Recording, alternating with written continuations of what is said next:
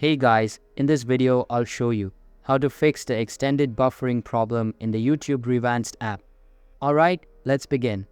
First, open the Settings app on your mobile device. Scroll down a little bit, look for the Apps tab and tap on it.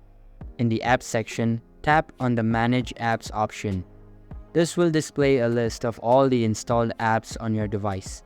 Locate the ReVanced app in the list and tap on it.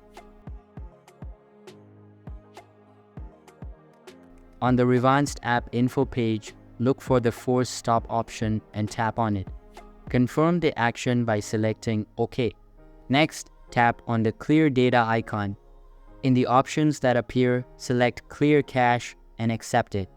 After that, tap on Clear All Data and confirm the action. Now, open the MicroG app info on your device and repeat the same process, clear cache and clear all data. Once you've cleared the data for both ReVanced and MicroG, launch the ReVanced app again. The buffering problem should now be resolved.